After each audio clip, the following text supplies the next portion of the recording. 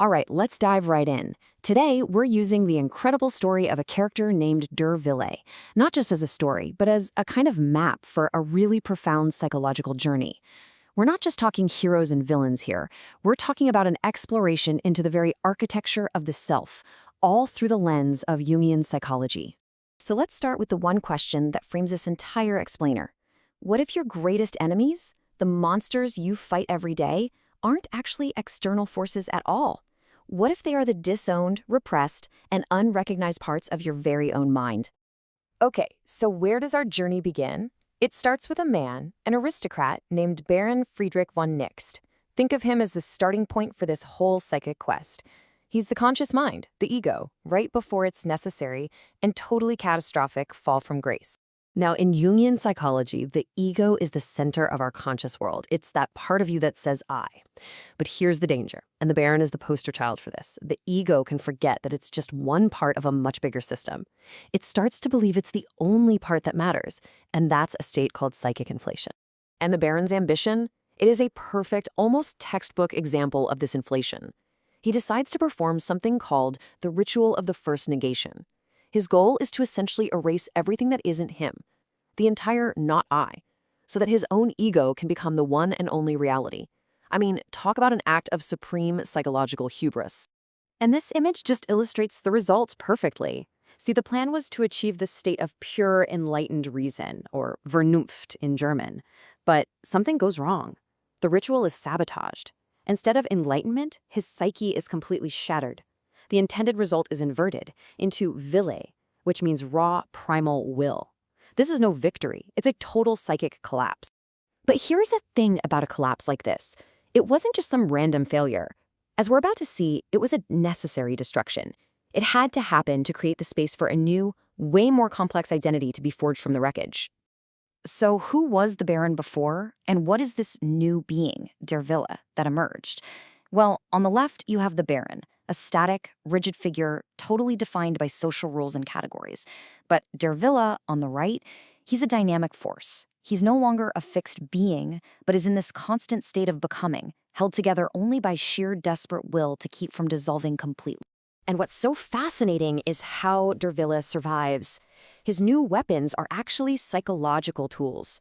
That Fichtean grip, it's a desperate, radical assertion of I am still here, just to keep from mentally fading away.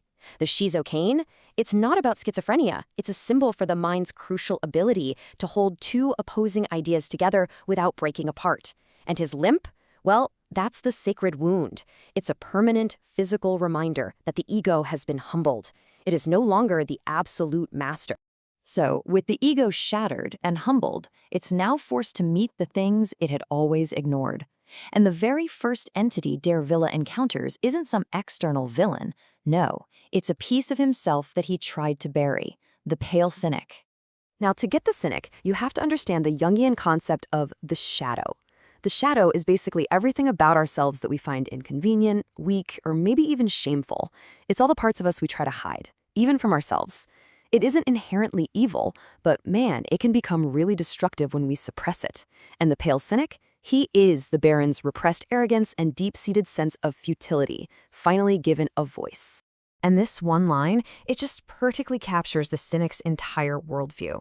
He's the voice of nihilism whispering in your ear. While der Wille is desperately trying to rebuild himself, the cynic is right there saying, you know, it's all pointless, just a way to distract yourself from a meaningless existence. This thought is a direct assault on the very will to become that's keeping der Wille alive. Now, this is absolutely crucial. This conflict isn't a battle to be won by destroying the cynic. His pessimism acts like a psychic weight.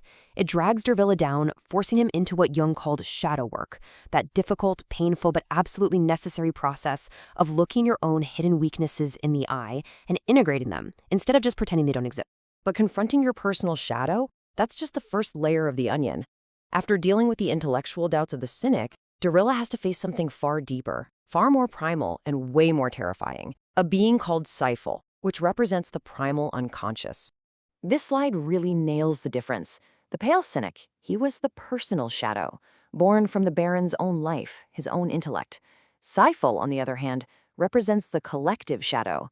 This is the raw, animalistic, predatory instinct that Jung believed we all share, lurking in the deepest, oldest parts of our collective unconscious. It's not personal, it's universal.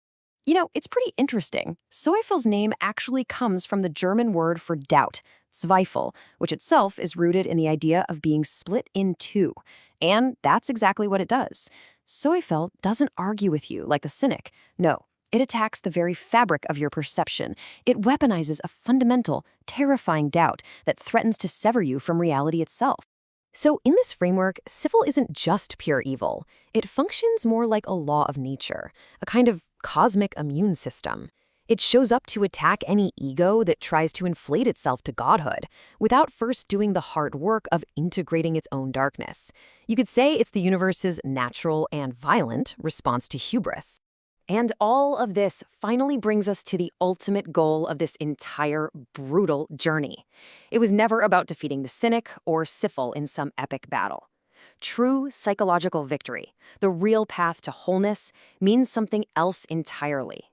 So let's quickly recap the cast of characters here, because this table sums it up perfectly. You have Wille, the fragmented ego, just struggling to stay stable. Then there's the pale cynic, his personal shadow, forcing him to confront his own weaknesses. And finally, Zweifel, the collective shadow, testing his very grip on reality. Each one plays a critical role in this journey toward becoming a complete self.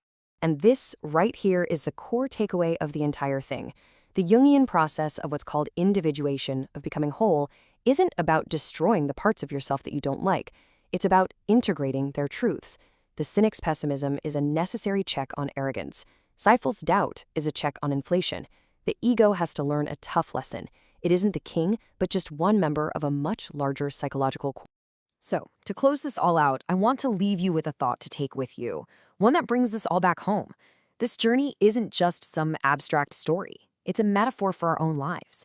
It forces us to ask, what is the uncomfortable truth, the inner voice of futility that we keep trying to outrun in our own lives? Who is your pale cynic?